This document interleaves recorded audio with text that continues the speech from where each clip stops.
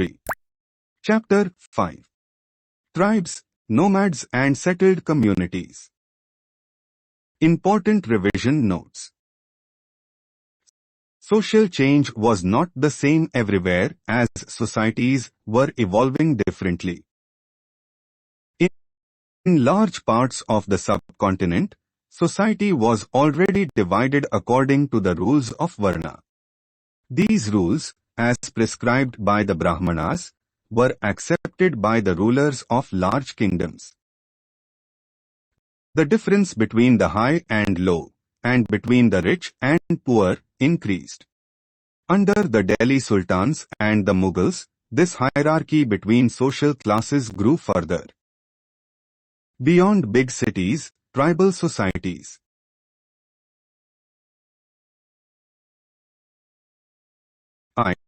Many societies in the subcontinent did not follow the social rules and rituals prescribed by the Brahmanas.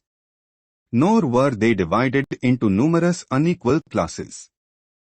Such societies are often called tribes.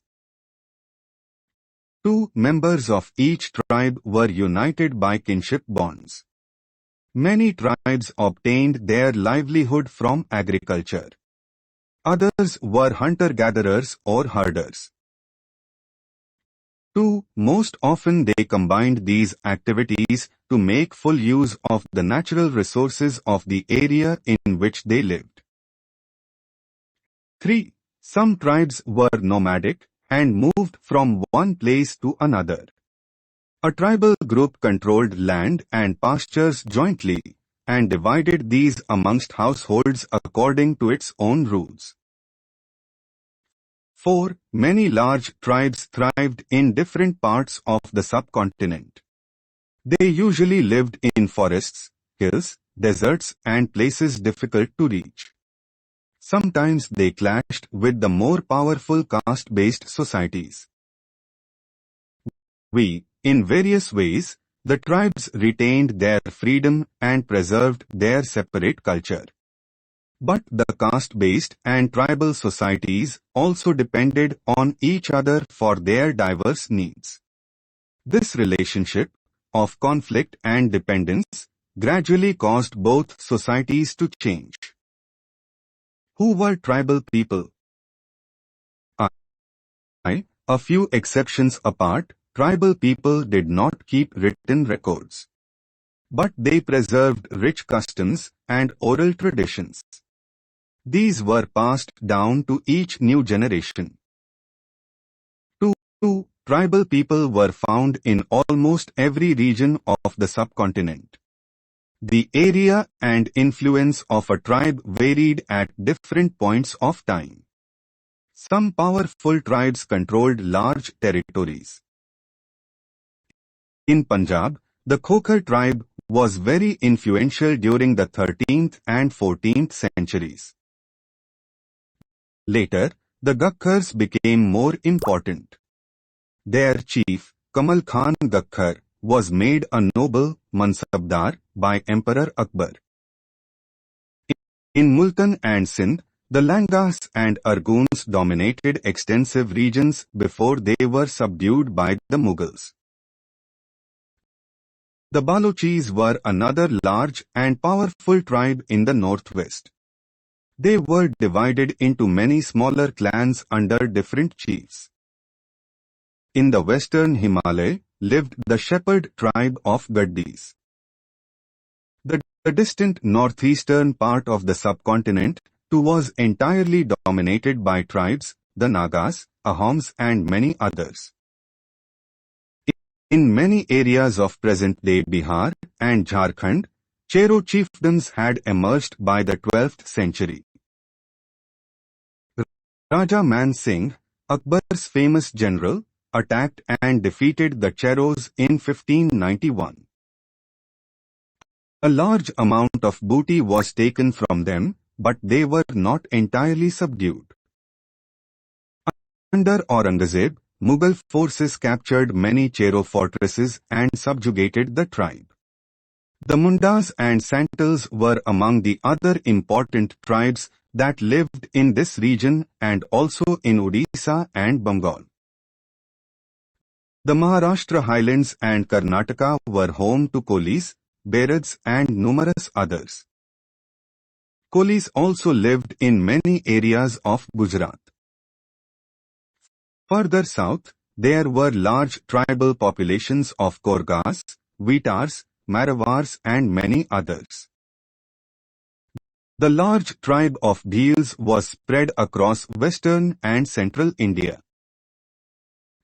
By the late 16th century, many of them had become settled agriculturists and some even zamindars.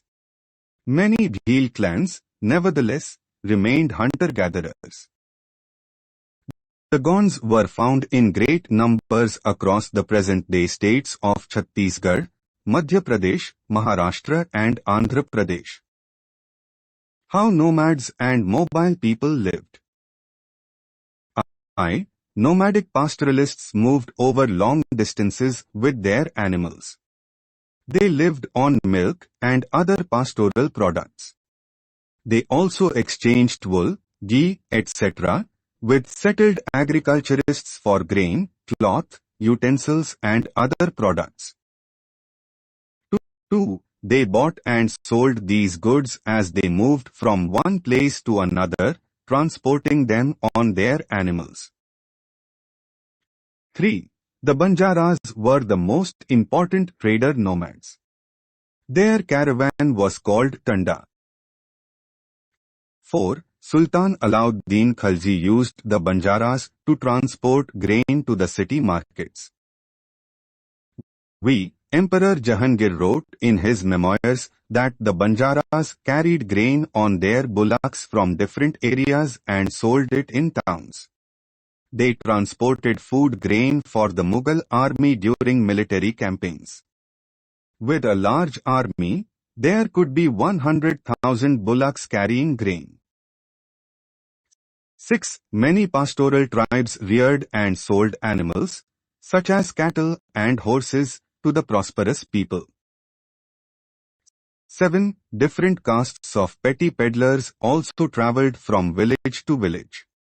They made and sold wares such as ropes, reeds, straw matting and coarse sacks. 8. Sometimes, mendicants acted as wandering merchants. There were castes of entertainers who performed in different towns and villages for their livelihood. Changing society, new castes and hierarchies. As the economy and the needs of society grew, people with new skills were required. 2. Smaller castes, or jatis, emerged within Varnas. For example, new castes appeared amongst the Brahmanas. On the other hand, many tribes and social groups were taken into caste-based society and given the status of jatis. 3. Specialized artisans, smiths, carpenters and masons were also recognized as separate jatis by the Brahmanas. Jatis, rather than Varna, became the basis for organizing society. 4. Among the Kshatriyas, new Rajput clans became powerful by the 11th and 12th centuries. They belonged to different lineages, such as Hunas, Chandelas, Chalukyas and others. Some of these, too, had been tribes earlier. Many of these clans came to be regarded as Rajputs. They gradually replaced the older rulers, especially in agricultural areas. 6. The rise of Rajput clans to the position of rulers set an example for the tribal people to follow. With the support of the Brahmanas, many tribes became part of the caste system. 7. Only the leading tribal families could join the ruling class. A large majority joined the lower jatis of caste society. 8. On the other hand, many dominant tribes of Punjab, Sindh and the northwest frontier had adopted Islam quite early. they continued to reject the caste system as the unequal social order prescribed by orthodox Hinduism was not widely accepted in these areas. A closer look, the Gonds. The Gonds lived in a vast forested region called Gondwana, or country inhabited by Gonds. They practiced shifting cultivation. 2. The large Gond tribe was further divided into many smaller clans. Each clan had its own Raja or Rai.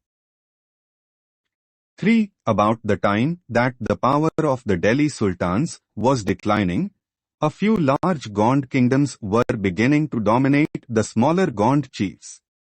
The Akbarnama, a history of Akbar's reign, mentions the Gond kingdom of Garha-Katanga that had 70,000 villages. 4. The administrative system of these kingdoms was becoming centralized. The kingdom was divided into Gads. Each Gad was controlled by a particular Gond clan. This was further divided into units of 84 villages called Chaurasi. The Chaurasi was subdivided into Barhots, which were made up of 12 villages each. The emergence of large states changed the nature of Gond society. Their basically equal society gradually got divided into unequal social classes. Brahmanas received land grants from the Gond Rajas and became more influential. The Gond chiefs now wished to be recognized as Rajputs. So, Amandas, the Gond Raja of Garha-Katanga, assumed the title of Sangram Shah. His son, Dalpat, married Princess Durgavati, the daughter of Salbahan, the Chandil Rajput Raja of Mahoba. Dalpat died early and Rani Durgavati started ruling on behalf of her 5-year-old son, Bir Narayan. Under her, the kingdom became even more extensive. In 1565, the Mughal forces under Asaf Khan attacked Garha-Katanga. A strong resistance was put up by Rani Durgavati. She was defeated and preferred to die rather than surrender. Her son, too, died fighting soon after. 6. Garha-Katanga was a rich state. It earned much wealth by trapping and exporting wild elephants to other kingdoms. 7. When the Mughals defeated the Gonds, they captured a huge booty of precious coins and elephants. They annexed part of the kingdom and granted the rest to Chandra Shah, an uncle of Bir Narayan. 8. Despite the fall of Garha-Katanga, the Gond kingdoms survived for some time. However, they became much weaker and later struggled unsuccessfully against the stronger Bundelas and Marathas. The Ahoms. The Ahoms migrated to the Brahmaputra Valley from present-day Myanmar in the 13th century. 2. They created a new state by suppressing the older political system of the Bhuyas, landlords. 3. During the 16th century, they annexed the kingdoms of the Chutias, 1523, and of Kochhajo, 1581, and subjugated many other tribes. 4. The Ahoms built a large state, and for this they used firearms as early as the 1530s. By the 1660s they could even make high-quality gunpowder and cannons. However, the Ahoms faced many invasions from the southwest. 6. In 1662, the Mughals under Mir Jumla attacked the Ahom kingdom. Despite their brave defense, the Ahoms were defeated. But direct Mughal control over the region could not last long. 6. The Ahom state depended upon forced labor. Those forced to work for the state were called Paiks. 7. A census of the population was taken. Each village had to send a number of pikes by rotation.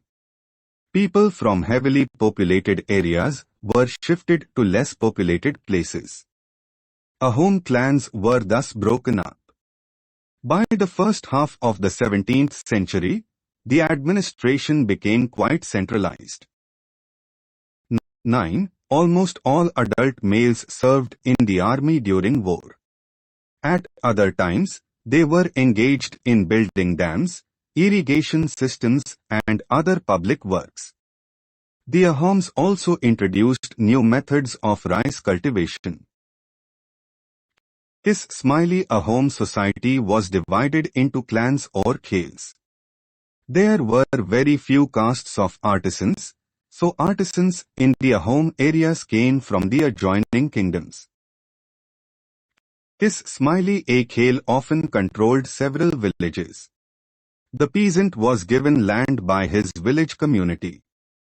Even the king could not take it away without the community's consent. 11. Originally, the Ahoms worshipped their own tribal gods.